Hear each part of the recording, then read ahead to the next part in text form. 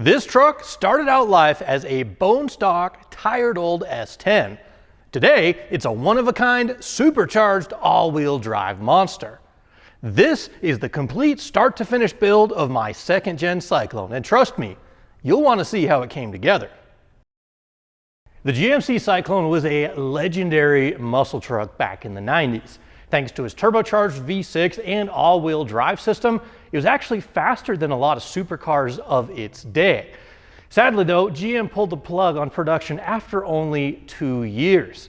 Now I've always wanted one, but unfortunately prices are a little bit out of hand and they're just kind of hard to find. So I did the next best thing and built my own. Now my goals were simple. I wanted to build a truck that was inspired by the original Syclone, yet update it to bring it into the 21st century. But most important of all, I wanted to be able to exceed the performance figures of the original Syclone, so it would be faster and better and cooler in almost every single way. This is the second-gen Syclone, and just like the original, it's an all-wheel drive monster that absolutely rips off the line. However, instead of a turbo V6 under the hood, this one is packing a supercharged V8, and you better believe it has the soundtrack to match.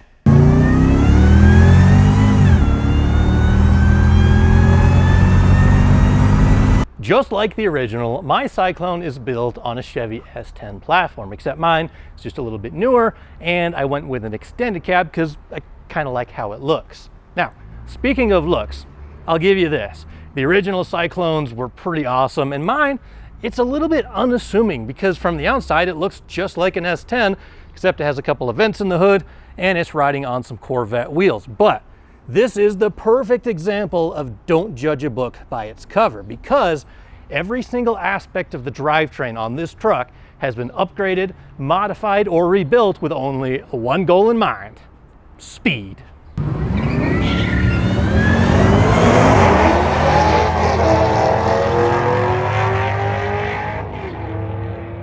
It was a little bit out of character for me, but the very first thing that I had to take care of on the Syclone project was cosmetic. Normally I don't care, but the grille, the headlights, it was just hideous. I had to take care of that stuff right away. So I didn't do anything fancy. I just got some OEM replacements, but as soon as the grille and the headlights were swapped out, it made the truck look 100 times better. And then I could actually concentrate on some of the mechanical modifications. When I was laying out the second-gen Syclone project, I wanted to have it built in the pro touring style, which meant it wasn't just a drag truck. It didn't just have to accelerate. I wanted it to be able to do everything fairly well. I wanted it to handle, I wanted it to brake, and of course, I also wanted it to accelerate. So one of the very first things that we did was on the rear of the truck. We swapped out the original axle for one that was a little bit wider, but also a little bit stronger, which would help hold up to the increase in power that was going to come. Then along the way, we lowered it with some different leaf springs, put on some better shocks, and then we installed a rear anti-roll bar to help keep it planted to the ground during cornering. Out front, we also replaced the differential with a cast iron unit from a ZR2 S10, which meant it was stronger, and it also had a matching ratio to the new rear axle. Then we just buttoned up the front with some new replacement components to get it steering straight again. We installed a quick ratio steering box and a bigger sway bar from an S10 Blazer.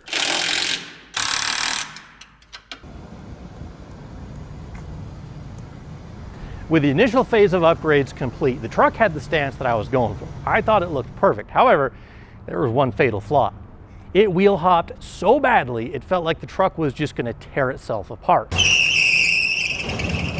And if we didn't do something soon, we were going to have a catastrophic failure. Now, unfortunately, there were no good bolt-on suspension solutions for a truck like this. So I designed and built my own custom 3-link rear suspension.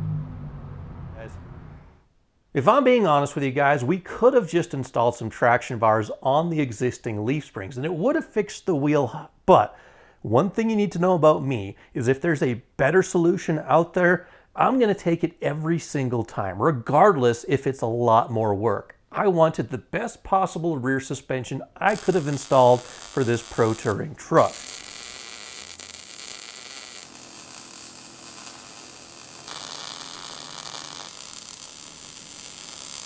Granted, it was a ton of work in the design phase just trying to figure out how to package a link suspension underneath the chassis of this compact truck, because you have a fuel tank in the way, you have a drive shaft that has to move up and down, you have the axle itself, and then I wanted to leave room for a dual 3-inch exhaust that you guys will see in a little bit.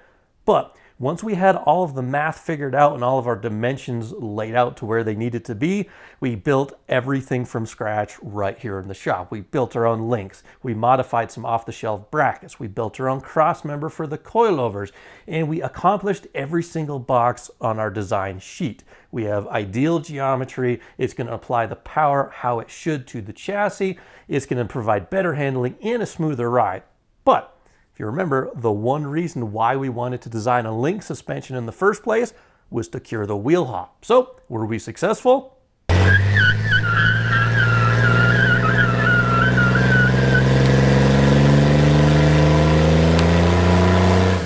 You bet we were. With the chassis complete, it was time to move on to my absolute favorite part of the project, the part where we add more power. Now, if I wanted to keep this thing true to the original spirit of the Syclone, I would have just turbocharged the V6 that actually came in this truck in the first place. However, I just don't like how those V6s sound. It's not a cool sounding engine, which meant really there's only one option. We had to V8 swap it. Now, I'll give it to you. LS swapped S10s is kind of a cliche. Yeah, everybody does it with a two-wheel drive, but getting a V8 to fit under the hood of a all-wheel drive chassis truck, it had a lot of challenges, and it required a lot more fabrication. But before we could even get to the fabrication, we had to have an engine to install, and this one came from a donor truck that I purchased for another project that we have going on the channel, my full-size four-wheel drive big block drag truck. It's a 5.3 liter LS with about 170,000 miles on it, and even though it ran really well, it was filthy. It had been leaking from just about every possible place an engine could leak oil, so we had to start just by getting things cleaned up.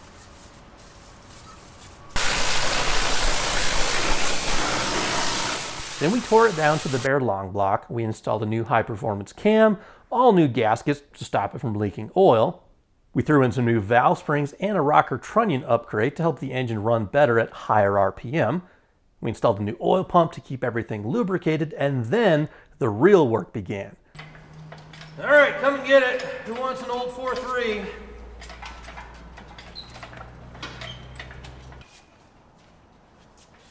I'll go that way just a little bit now. Keep coming. So I guess we just kind of start cutting little bits at a time until it fits. We needed an oil pan that would fit in the four-wheel drive chassis of the S10. And there's plenty of solutions out there for oil pans for swapping a two-wheel drive truck. But on a four-wheel drive, that front differential sits right under the engine, and there are no good off-the-shelf oil pans out there. So once again, we had to build our own.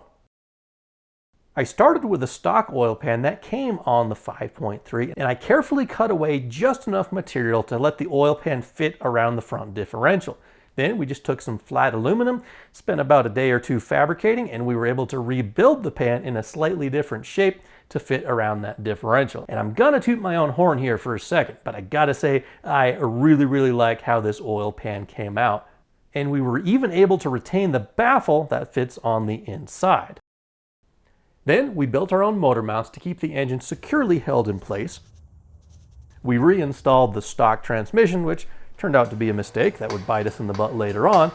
But then we installed the piece de resistance, the main part of this powertrain that sets the four-wheel drive truck apart from an all-wheel drive, the transfer case. Just like the original Syclones, this one sends about 40% of the power to the front wheels, 60% to the back wheels, and it's just full-time all-wheel drive. It's always on and always providing traction. After that, it's just a simple matter of the basic engine swap stuff. We had to have a cooling system, an accessory drive, some wiring. We built an intake, and then came my absolute favorite exhaust that I have ever built on a project. This one's made from dual 3-inch. It goes all the way from the front to the back. It has 3 separate mufflers. It took about a week and a half to build and weld, and it fits perfectly around all of the chassis components, gives awesome ground clearance, and It sounds awesome.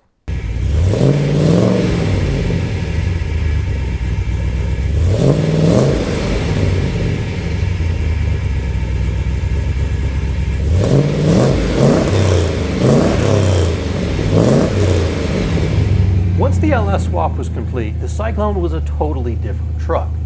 Way more exciting to drive than with the old V6, and it sounded much cooler, but a naturally aspirated LS swap wasn't going to cut it if this thing was going to live up to the Syclone's name or beat its performance. 60. I did briefly consider installing a turbo, but after building the LSA Supercharged Cocoa truck a few years ago, I knew exactly what I wanted. And with LS Fest West coming fast, I slid the card and ordered up a Harrop 2300 FDFI Supercharger and got to work. And let me tell you, the blower transformed everything. Way more torque, instant throttle response, and an insane soundtrack. But much like everything else on this truck, the installation had its challenges. The supercharger itself bolted right up to the engine, as did the accessory drive. That was the easy part, but the two main challenges were, number one, getting a place to mount the heat exchanger, which we eventually found a spot kind of below the radiator and behind the bumper, which once again required some custom fabrication. And the second challenge was finding a way to mount our coolant expansion tank.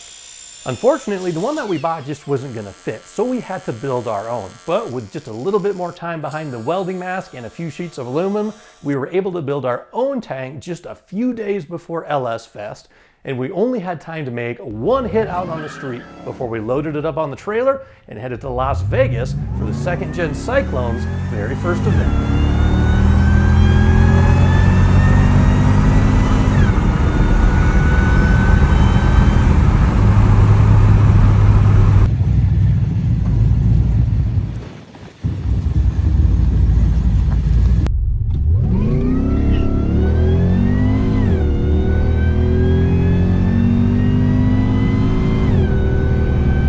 My goal for the Syclone is for it to run the quarter mile in the 11-second range, which is totally doable given the potential power and weight of this truck. But unfortunately, we have the largest pulley installed on the Supercharger, which means it's going to be making the least amount of boost possible, which, given the altitude in Las Vegas, works out to about 11.5 pounds of boost.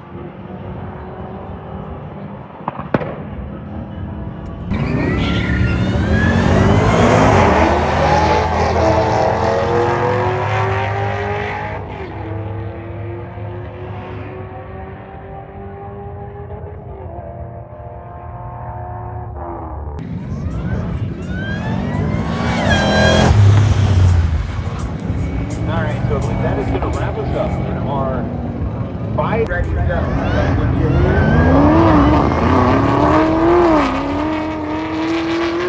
We may be coming back as a winner.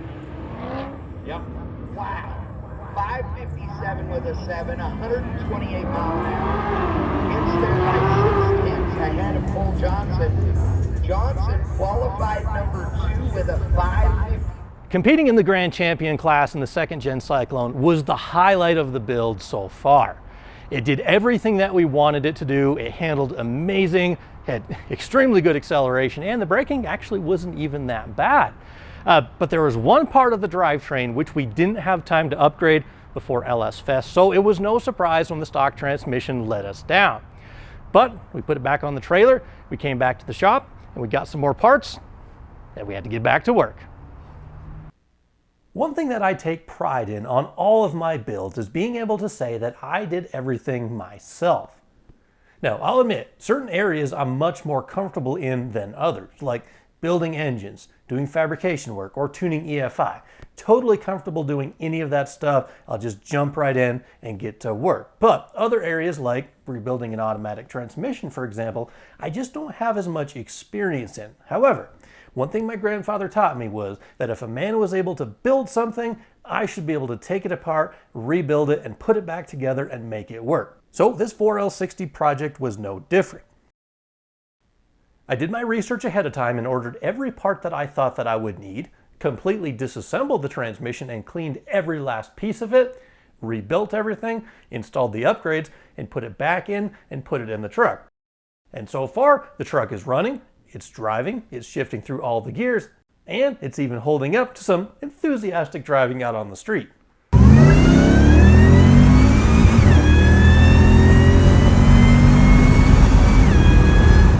And the best part is, I can still say I did everything on the 2nd Gen Syclone myself. And that's what it took to build the 2nd Gen Syclone. Tons of planning, countless hours of work, and more late nights than I care to admit to, but the result is a modern tribute to a classic muscle truck that's faster and just a little bit cooler in my opinion. And that blower whine, it just puts a smile on my face every single time. But the real question is what's next? I mean, yeah, we got a few little bugs to work out, but we've been driving this thing, we've been putting on the miles, and we've been enjoying it. So we could call it done, or we could call it phase 1. But either way, stick around, subscribe, and find out what's going to happen next to the 2nd Gen Syclone.